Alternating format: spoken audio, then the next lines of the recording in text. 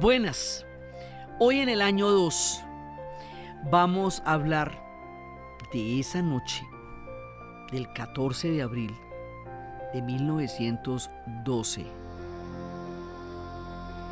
en que había hielo en el mar, en el tremendo mar, y no le pararon bolas al hielo en el mar, y empieza una de las tragedias más recordadas en la historia, el hundimiento del Titanic.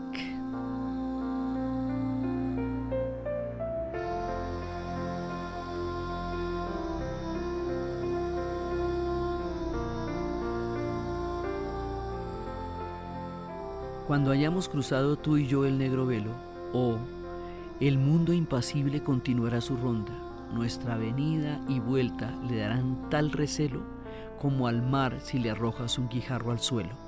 Omar Khayyam. Aquí vamos a hablar de un montón de personajes y vamos a contarles por qué empezamos con un verso de Omar Khayyam. Pero hay un personaje que poco se menciona cuando se habla del Titanic, y es el protagonista, el mar. Eso se hundió en el mar, ¿ve? O sea, el mar es impredecible, es tremendo, es insondable, es generoso, pero también es peligroso. El terrible Poseidón, el mar que nos comunicó durante tanto tiempo, porque en la era de la aviación vemos el mar como un obstáculo, porque son muchas horas de avión cruzando el océano, sobre todo cuando uno está en el continente americano y les echa 10 o 12 para donde coja, para el Atlántico o para el Pacífico, y resulta que el mar antes era lo que unía a la gente.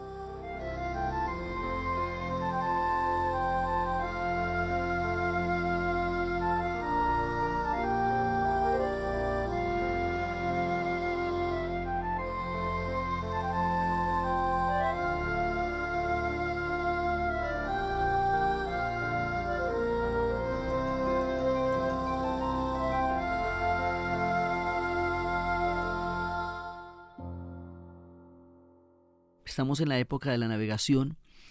Es el final del siglo XIX, el último de los barcos de la época del vapor y del carbón, porque después de la Primera Guerra Mundial entraremos en la época del petróleo y este tiempo se habrá ido. Esto es como el último pedazo del siglo XIX, cuando se estaban afianzando los imperios que en realidad iban era en su caída. O sea, ya Viena se había vuelto la capital más esplendorosa, Francisco José la había ampliado hasta convertirla en una gigantesca y maravillosa ciudad, lo mismo que París.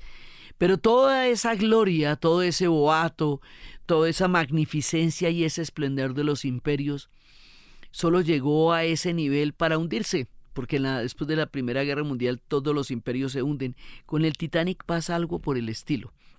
El Titanic tenía una apuesta de ser el barco más lujoso, quería reproducir toda la soberbia, el lujo de una época en donde el esplendor y el lujo eran tan valorados y eran además un tiempo imperial, monumental, grandioso para pocos, porque el hambre era muy grande en esa época para muchos pueblos, y los pueblos de los grandes imperios padecían grandes hambrunas al interior de esos lujos y debajo de esos bailes increíbles con charreteras. El Titanic pertenece a esa época.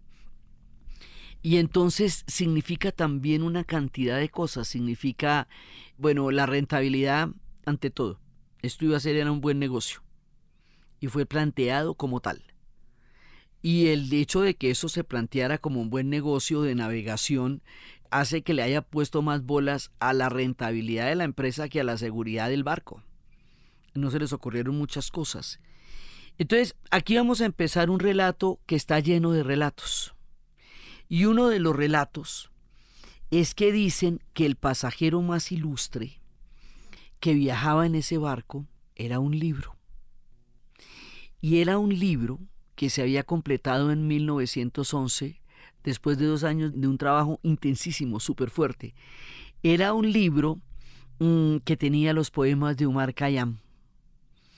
Esos poemas habían sido traducidos por Edward Fitzgerald, tenía ilustraciones de L. Vedder, tenía incrustaciones de piedras preciosas, hojas en láminas de oro, Era el libro maravilla del Gran Omar, de Omar Khayyam, que había sido un hombre persa, que había sido después el libro, había sido encerrado por el viejo de la montaña de la historia del Alamut, y luego el libro había sido recuperado y se había podido crear esta gran obra maravillosa que tenía 3 pavos reales con las colas llenas de joyas y estaba con unos patrones intrincados, florales, maravillosos. Tenía más de 1000 piedras preciosas y semipreciosas, rubíes, turquesas, esmeraldas, que fueron empleadas en su fabricación. Y tenía 5000 piezas de cuero, de incrustaciones de plata, de marfil, de ébano.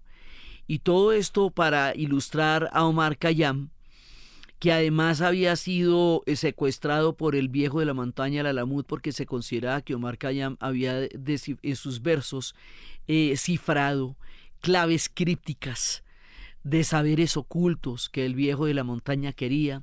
Este libro fue comprado después de una subasta por un ciudadano norteamericano que había pagado una fortuna por él y dijo que se lo remitiesen por barco. Este libro maravilloso se hundió en el Titanic. Iba ahí.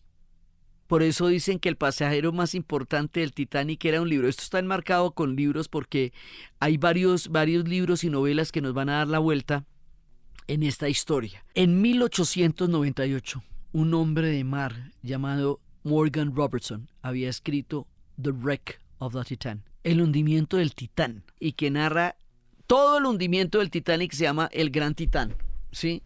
Una novela que escribió un tipo, una novela de aventuras y narra, pero la cosa más impresionante, digamos, las descripciones del tamaño, del número de pasajeros, del hundimiento, de la forma como se dio toda la tragedia, es muy, muy similar. Y se escribió 14 años antes. Entonces, siempre existen alrededor de estos grandes hechos cantidades de premoniciones, de historias que alguien pudo haber creído o creado, acompañan a las grandes leyendas, como fue el hundimiento del Titanic. Entonces, este era un transatlántico británico. Era el mayor barco de pasajeros del mundo cuando terminó su construcción en el astillero de Belfast. Belfast, en ese momento, toda Irlanda es una colonia de la Gran Bretaña. Lo que hoy es Irlanda del Norte, que sigue siendo Reino Unido, y la República de Irlanda pertenecían a la Gran Bretaña. Y en esa medida, pues se instalaron los astilleros en Belfast y allá eso generaba una cantidad de empleo y le dio mucha prosperidad a la ciudad en esa época. Entonces esto era un barco de pasajeros.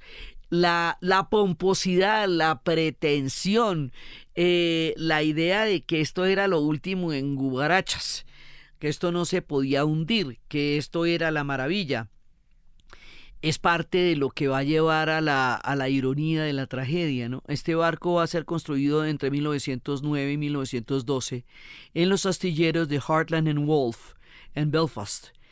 El Titanic es el segundo de un trío de buques. El primero era el Olympic, además basados en la mitología griega, ¿no? Entonces era el Olympic por los dioses del Olimpo. El segundo era el Titanic por los titanes de la mitología griega.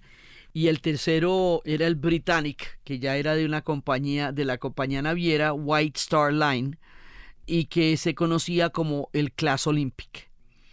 Entonces aquí se la van a jugar a a un punto altísimo en la navegación. Esto va a construir un hito en la navegación comercial. La idea es que este fuera un gran negocio que pudiera ir y venir permanentemente con pasajeros, pero era de tales proporciones y tamaño que era como un Airbus, de esos donde hoy día caben 400 personas, que para la aviación es un montón de gente. Esto en la época de la navegación era el barco más grande que podía haber de pasajeros. Recordemos que hubo un tiempo que no existía la aviación y la gente se transportaba en barcos.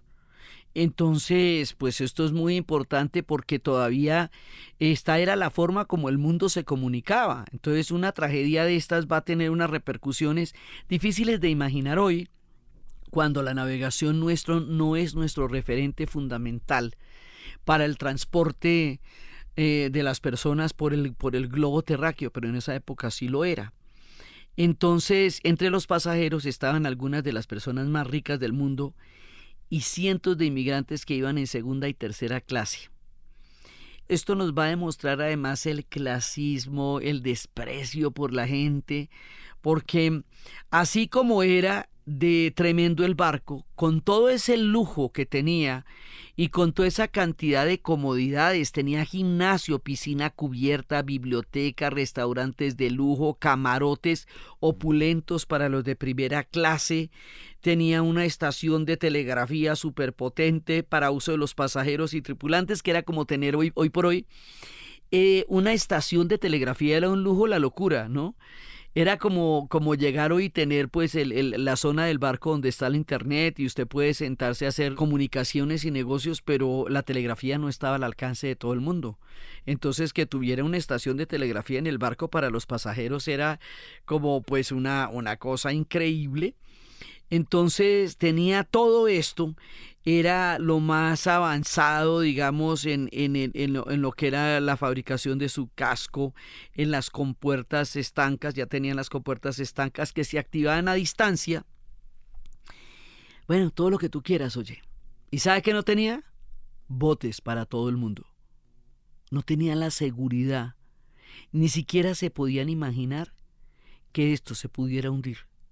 Entonces no existían las condiciones de simulación que pasaría en el caso de una emergencia o en el caso de un naufragio. Entonces no había botes salvavidas para la cantidad de pasajeros que había. Era un barco gigantesco. Tenía 269 metros de eslora, es decir, de largo, y tenía 28,19 metros de manga, es decir, de ancho. Para que se imaginen el tamaño de este enorme barco para la época y en la actualidad sigue siendo un barco muy grande. Había 2.223 pasajeros y contaban con botes salvavidas solo para 1.178 personas.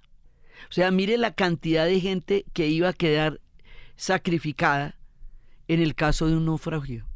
¿A usted cómo le ocurre? A veces decían que era para que no quedara tan apiñuscado en la decoración del barco ese montón de botes salvavidas. Pensaron que no los necesitarían. O sea, hoy por hoy una empresa de navegación que no cuente con suficientes salvavidas para la gente es impensable.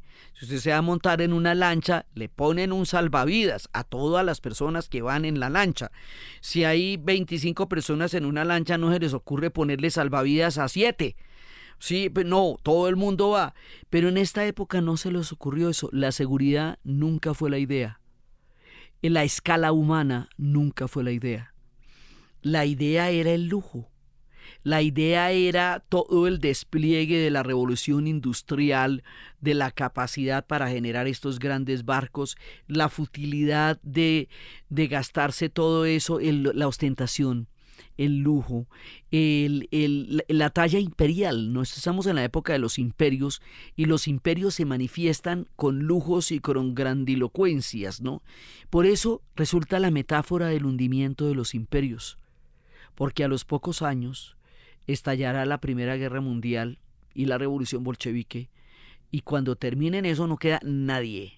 No quedarán ni el Imperio zarista, ni el Imperio austrohúngaro, ni el Imperio otomano, ni la casa alemana, el Imperio de Hohenstaufen. Sobrevivirían los británicos solamente, y después de la Segunda Guerra Mundial perderían el imperio ya como tal. O sea que el tiempo se estaba acabando, pero ellos estaban convencidos que no, que eso era, mejor dicho, cuando estaban en la superjugada. Entonces, por eso esto está lleno de metáforas del tiempo de los imperios. Esta es una historia del siglo XIX, aunque ocurra en el siglo XX. Aunque haya sido en 1912 y ya estemos en el siglo XX, estrenando el siglo XX, todo lo que pasaba ahí era una representación de lo que era el siglo XIX, la desigualdad, la crisis de los imperios, pero también ese sentido de grandeza que ellos querían proyectar en el mundo. Era el tiempo del mundo atlántico, que era, digamos, toda la correlación que había entre los Estados Unidos y la Gran Bretaña y Europa. Era el tiempo de los grandes negocios.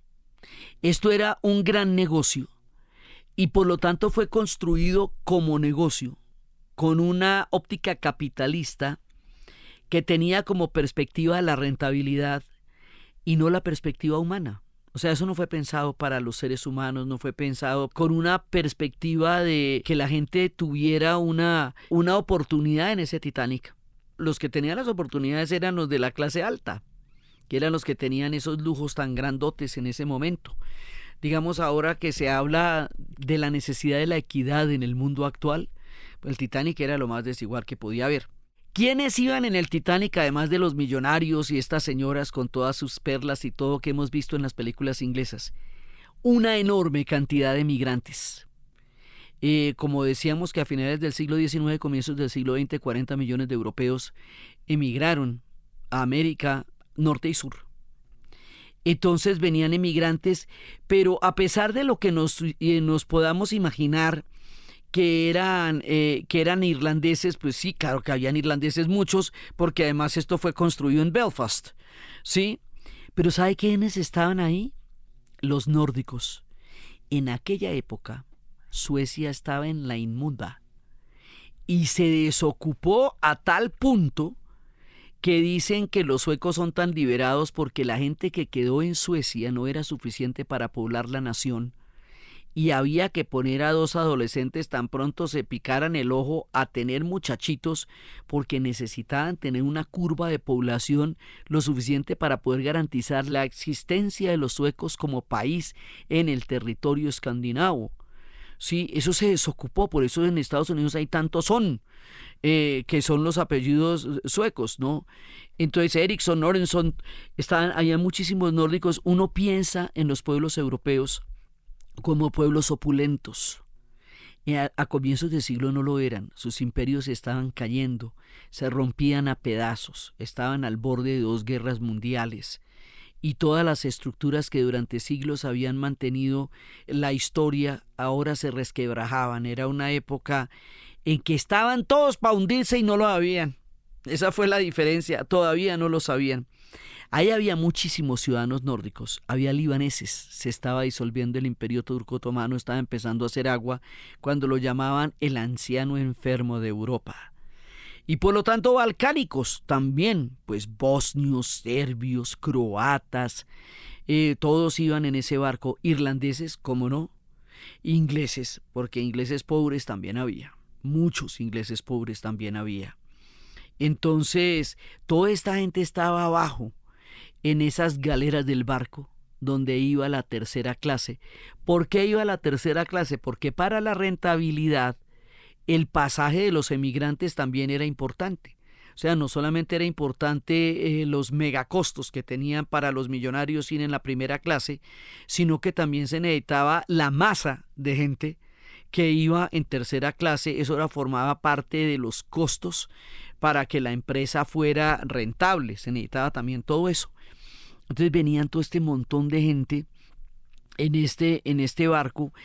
Por eso es que se vuelve como una narrativa emblemática de la época en la que eso ocurrió, en la que los imperios que se rompían estaban a bordo, en la que el mundo que se fascinaba, porque los europeos estaban absolutamente fascinados con sus propias creaciones, con su cultura, habían creado un mundo a la medida de su límite del mundo, habían llamado a todo con los nombres que ellos designaron, habían creado todas las teorías de lo que era el futuro y de lo que era la antigüedad, de lo que eran las razas, de lo que eran los géneros.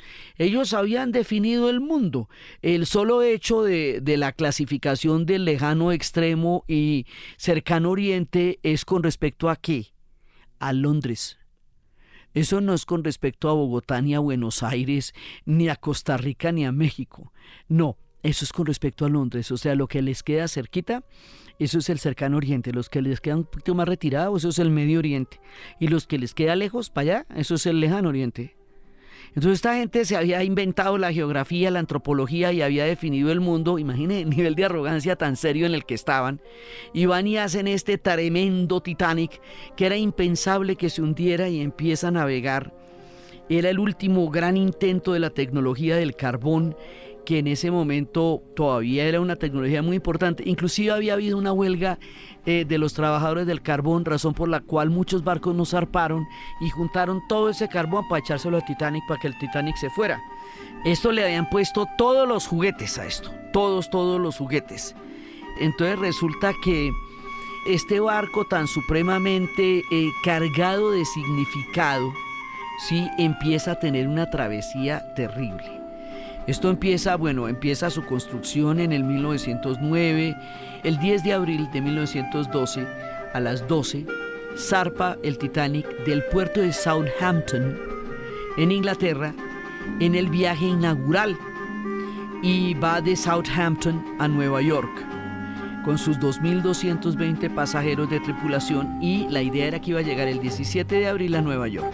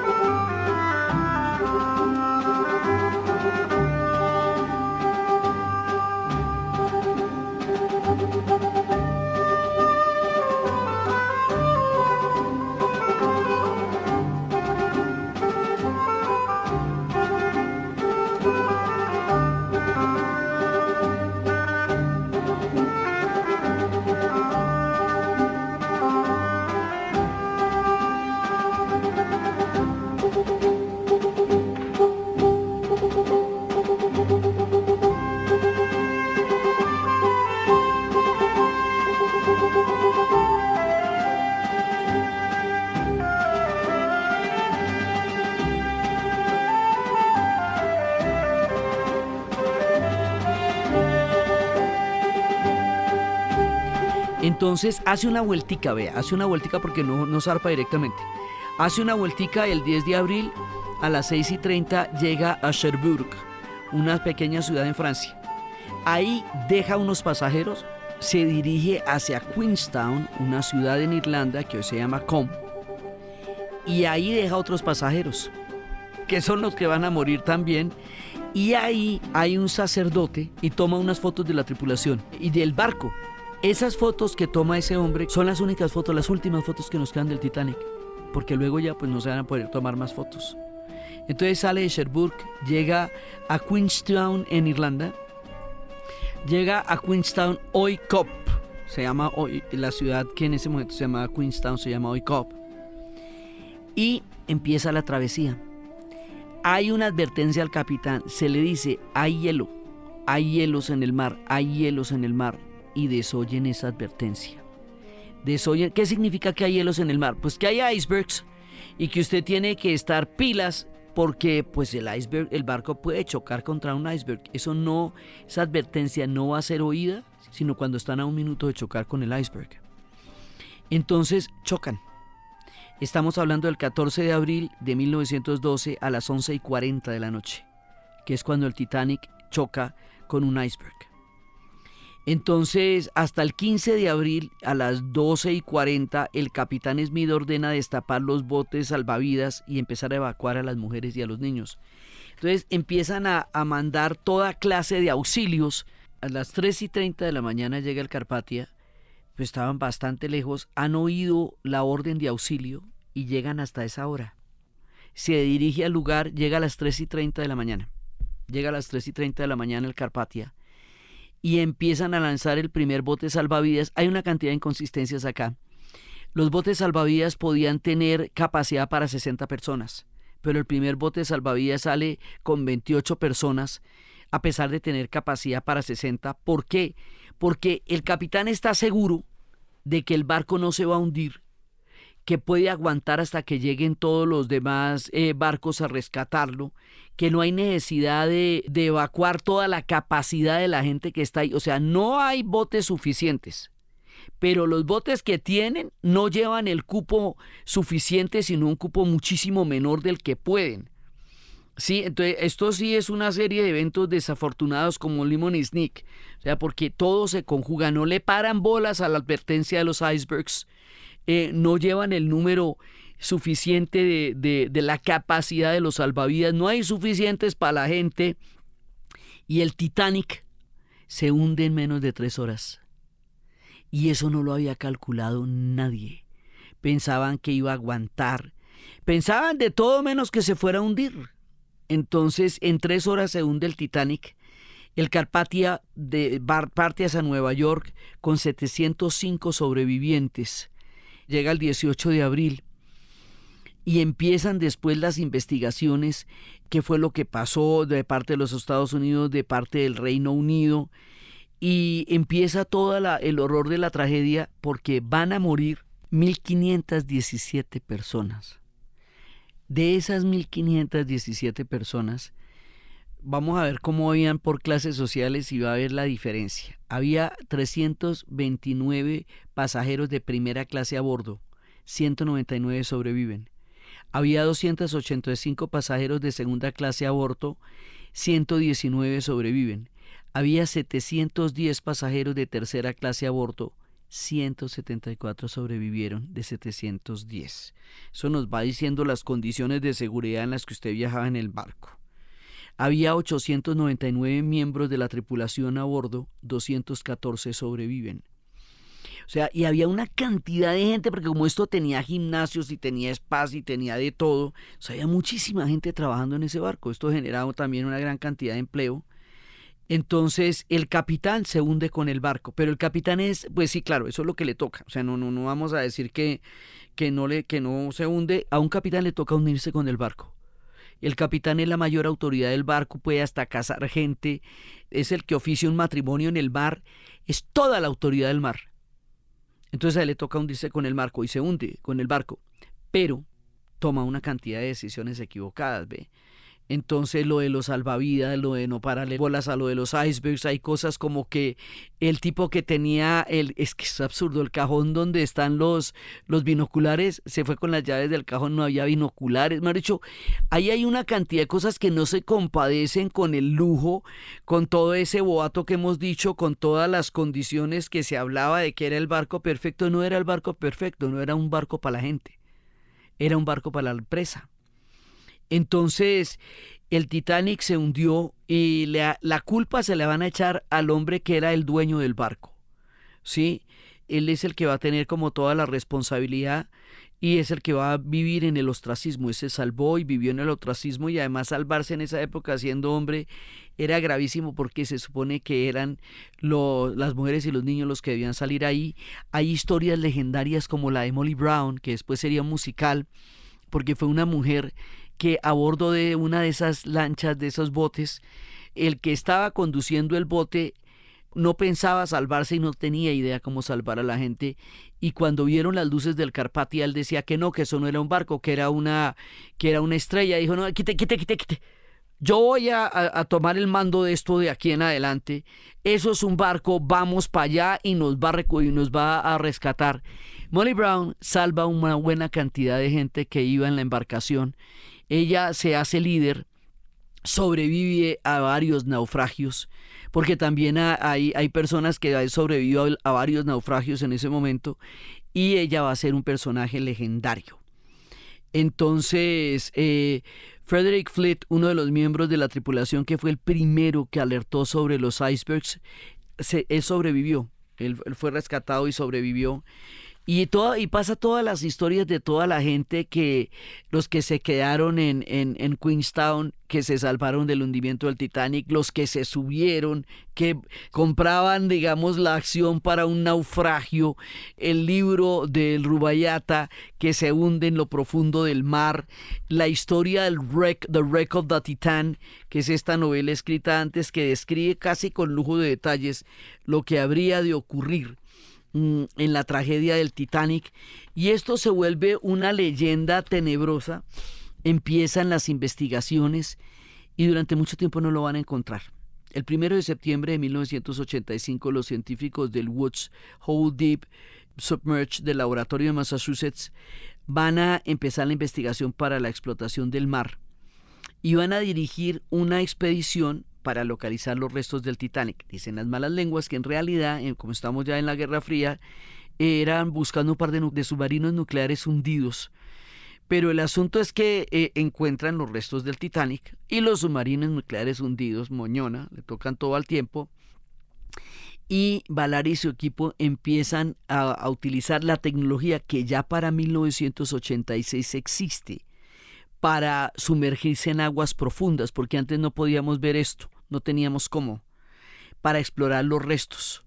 Y empiezan a encontrar los restos del Titanic, y al encontrar los restos del Titanic, entonces empiezan a realizar todos los estudios fotográficos, las inspecciones, y ahí es cuando nosotros vamos a saber con todo este detalle qué fue lo que pasó.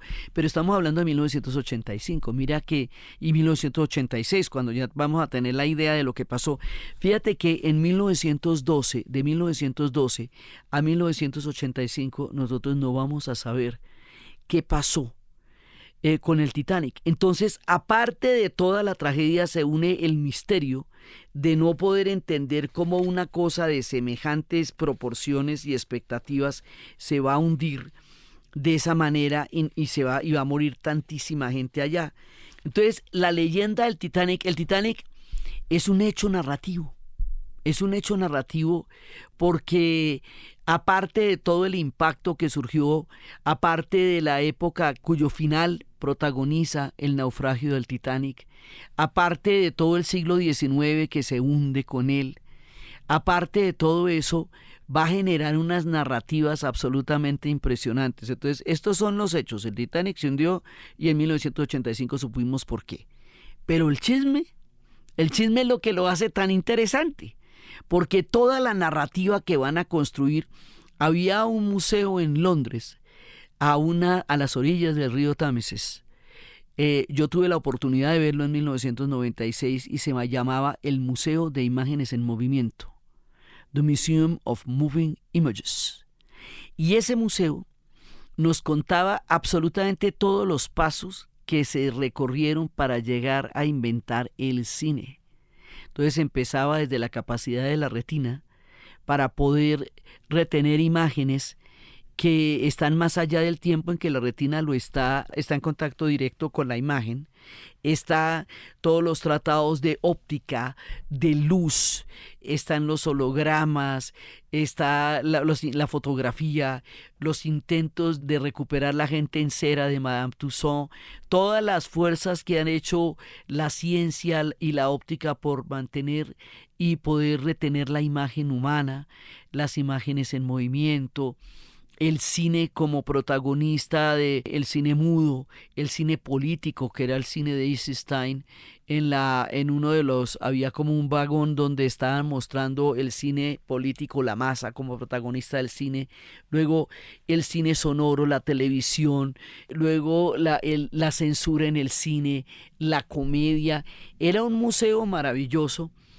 Y finalmente, después de todo el desarrollo cinematográfico, y todo lo que se ha transcurrido a lo largo del siglo XX para generar una maravilla tan compleja como es el cine, porque el cine es increíblemente complejo. Entonces, si no, miren los Óscares, las categorías, y verá que hay mucha gente que se necesita para hacer una película. Llegamos a un vestuario de un lujo impresionante, y después de ese vestuario nos sentamos en una sala de cine, apagan la luz y proyectan una película para que uno entienda todo lo que se requirió para poder hacer cine, y la película que yo vi en ese museo era Titanic.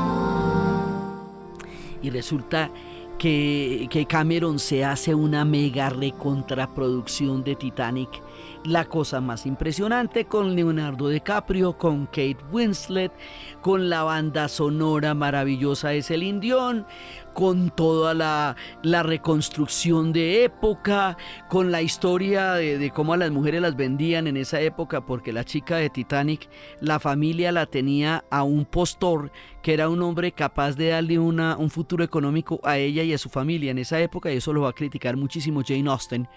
En toda la época de las mujeres en la era victoriana, las mujeres eran una moneda de intercambio para garantizar la estabilidad material de la familia que tenían mujeres. Entonces había que casarlas con millonarios. Por eso, si se casaban con un hombre joven y pobre, pues se tiraban el proyecto de la familia. Por eso es que es tan, digamos, como tan subversivo ese amor de esta chica que es Kate Winslet con un muchacho irlandés de tercera clase que no le iba a dar ningún futuro, que era un emigrante vacío que iba a buscar fortuna en América. Entonces retrata la época, se da todas las licencias que las películas se dan cuando llegan a la historia, pero retrata una producción impresionante. Esta película permite que las grandes superproducciones sigan en una época en que el cine necesita poder continuar con estas producciones, y es a partir de eso que será posible que más adelante sepan hacer cosas como El Señor de los Anillos. Entonces, desde el punto de vista cinematográfico y del Museo de Imágenes en Movimiento, que luego se quemó y lo cerraron, pero que fue grandioso, Titanic, desde el punto de vista de la película, va a ser un hito cinematográfico, un referente permanente, y por eso es que lo recordamos. Lo recordamos por el cine, porque es que el cine es lo que nos permite comunicarnos con la máquina del tiempo. La máquina del tiempo que nosotros tenemos es el cine. Entonces, la recordamos por la película y por la banda sonora. Pero hay otra narrativa que a mí me parece absolutamente fascinante. Otra de las narrativas del Titanic que ha dado para todo. Resulta que Irlanda del Norte, cuya capital es Belfast, va a vivir, esto lo hemos narrado en otras ocasiones, pero ellos van a vivir una guerra muy prolongada que va a tener uno de los episodios más terribles en los últimos 30 años, entre los 60s y los 90s, en una época que ellos llaman The Troubles, eufemísticamente refiriéndose a un guerrero, no, la cosa más impresionante. En la época de la guerra más cruda en Belfast, donde la violencia se tomaba las calles, había un ritual macabro que avivaba permanentemente el odio, y es que en 1690 los protestantes tomaron el control de la isla de Irlanda, derrotaron a los católicos, prácticamente los esclavizaron, les quitaron las tierras y luego establecieron votaciones a partir de ser propietario. Cuando le habían quitado las tierras a los irlandeses católicos, les prohibieron hacer ejércitos, los sometieron a una servidumbre. Y bueno, esto fue tan terrible y luego cuando vino la gran hambruna, los dejaron morir de hambre. Siendo Inglaterra pues el imperio más grande y teniendo el trigo, los dejaron morir de hambre. Contemplaron inermes la gran hambruna de los irlandeses, y de 8 millones que eran, 4,5 emigraron. La diáspora irlandesa es muy grande. Entonces resulta que de toda esta historia tan dolorosa, que está en estatuas y en referencias por toda Irlanda, por donde quiera que uno vaya, va a encontrar los vestigios que el arte hoy preserva en la memoria de la gran hambruna y todo eso. Resulta que había desfiles que organizaban los protestantes vestidos de naranja, porque era la Orden de Orange la que había hecho, digamos, esta sumisión terrible, este sometimiento, no sumisión sino sometimiento, porque ellos intentaron no hacerlo, de los irlandeses católicos. Hacían un desfile por los distritos católicos vestidos de naranja para hacerles fieros, para rostricarles o para hacerles lelero, ¿sí?, en la cara, que los habían derrotado en la batalla de Boyne de 1690. Óyeme, y estamos hablando del siglo XX, y esto, cada vez que hacían esos desfiles, los católicos abrían las ventanas y les echaban molotovs. A los protestantes que iban de naranja a rostricarles en la cara la derrota de la batalla de Boyne. Esto no había quien lo parara, porque si el alcalde no autorizaba los desfiles, entonces los protestantes se le iban en contra al alcalde. Pero si el alcalde autorizaba los desfiles, entonces los católicos consideraban que el alcalde no era capaz de protegerlos, y esto sucedió durante mucho tiempo. En un momento dado, Belfast se volvió el sinónimo de las bombas, de la violencia, de una ciudad en llamas. Lo mismo que la ciudad de Derry, Londonderry, que fueron como dos puntos fundamentales de la violencia de la gran guerra aterradora que vivieron los irlandeses. Cuando se firma la paz, cuando se firma el año de lo que va a ser la promesa del Viernes Santo, the Good Friday Agreement, ellos van a llegar a la paz, van a ponerse de acuerdo, entonces los protestantes manifiestan por el lado de los protestantes, se empiezan a hacer toda clase de concesiones para poder vivir juntos. La ciudad de Belfast, que había atravesado, segregada como todavía está, dividida entre católicos y protestantes por muros y paredes, porque eso no deja de ser impresionante, con las diferentes banderas y todo eso, decide renovarse como ciudad, volverse turística. Nadie iba en junio a Belfast porque en junio eran los desfiles. A nadie se le ocurría ir a Belfast porque Belfast era el sinónimo de una ciudad en llamas, entre bombas, estallidos y confrontaciones.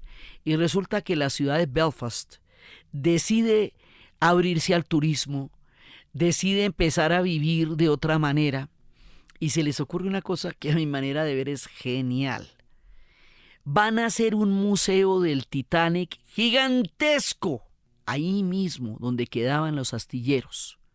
Ese museo del Titanic tiene el tamaño del barco.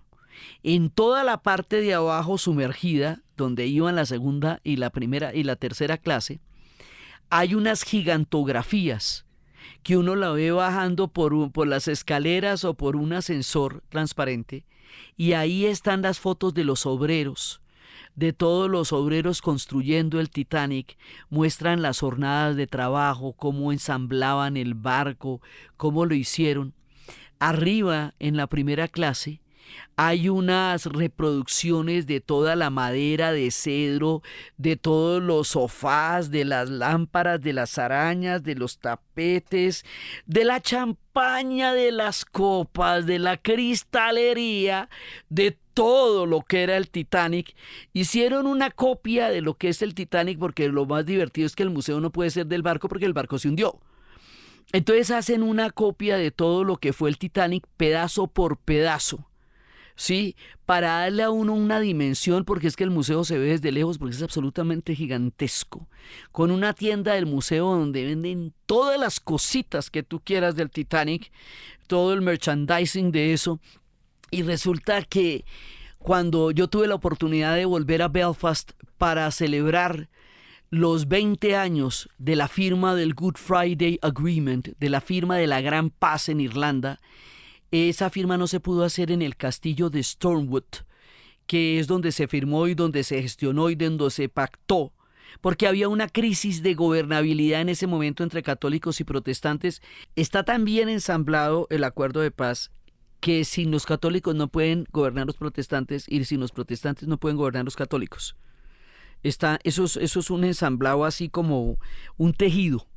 Entonces había habido un escándalo de corrupción de los protestantes que ellos habían tenido que renunciar.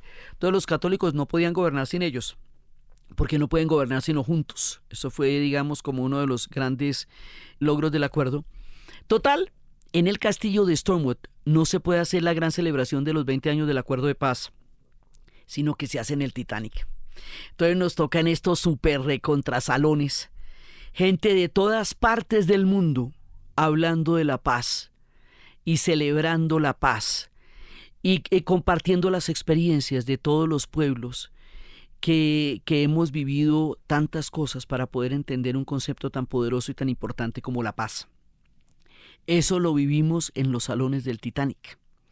Pero lo grandioso de la historia es que de un fracaso histórico tan monumental como el que estamos hablando, del hundimiento de uno de las mayores expectativas y apuestas que se había hecho sobre el poder imperial del siglo y de los imperios, van a terminar haciendo un museo del naufragio que le permita a una ciudad herida por la violencia convertirse en el centro del turismo, porque el Museo del Titanic es imperdible, es una de las cosas que uno siempre tiene que ir a ver cuando va a Belfast. Y Belfast es una ciudad hoy súper interesante. Ellos hacen unas cosas increíbles con el acuerdo de paz. En la ciudad de Derry, Londonderry, había un tipo que voló 3 veces una catedral y como la conocía tan bien, ahora lo pusieron a cuidarla. Se convirtió en museo y ahora él es el que la cuida.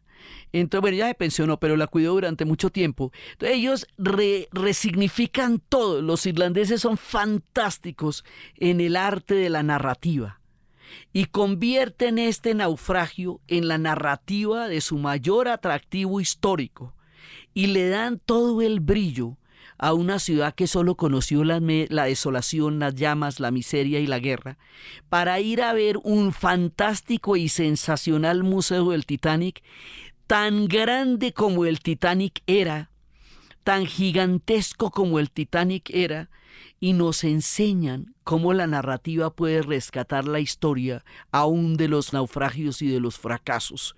Y hoy tiene su museo el más divino y el más sensacional, el Museo del Titanic en Belfast.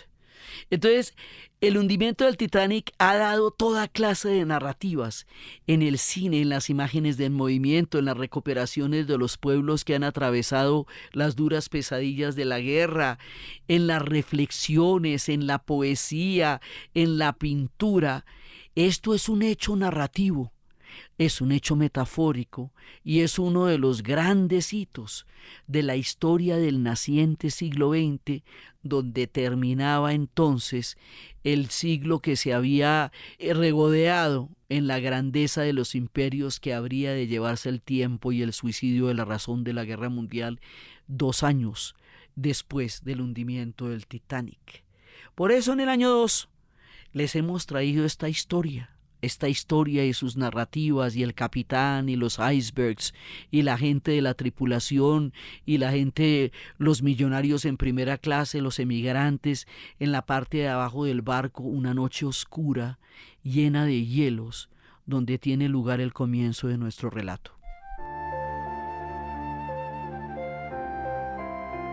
Entonces, desde el boato, el lujo, la futilidad, la apuesta por la grandiosidad y el lujo, la metáfora de la inútil empresa de tratar de hacer cosas inundibles, insumergibles o indestructibles, desde la muerte de los grandes imperios que se resquebrajan todavía en las visiones del Titanic, desde los icebergs, los emigrantes cuyos sueños se ven hundidos en esta cantidad de hielo y en esas hipotermias del Mar del Norte, desde el insondable Poseidón, el mar tremendo, que nos lleva, nos trae o nos hunde, según su capricho que no lo hemos logrado nunca dominar, desde el Rubaiyat, en el fondo del mar, desde las novelas premonitorias, desde los relatos, desde las narrativas y desde todo lo que rodea esta historia del Titanic,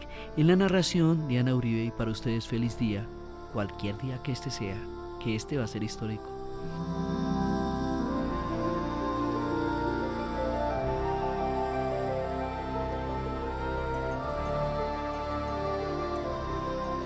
Este podcast fue posible gracias al equipo de la Casa de la Historia: Diana Suárez, Milena Beltrán, Arturo Jiménez Viña, grabado en Los Gatos Estudio, la edición y la musicalización de Eduardo Corredor Fonseca, de Rueda Sonido, y siempre con la ayuda fuerte y poderosa de Santiago Espinosa Uribe y Laura Rojas Aponte del podcast Cosas de Internet. Y agradecemos colaboración de Luis Miguel Castaño.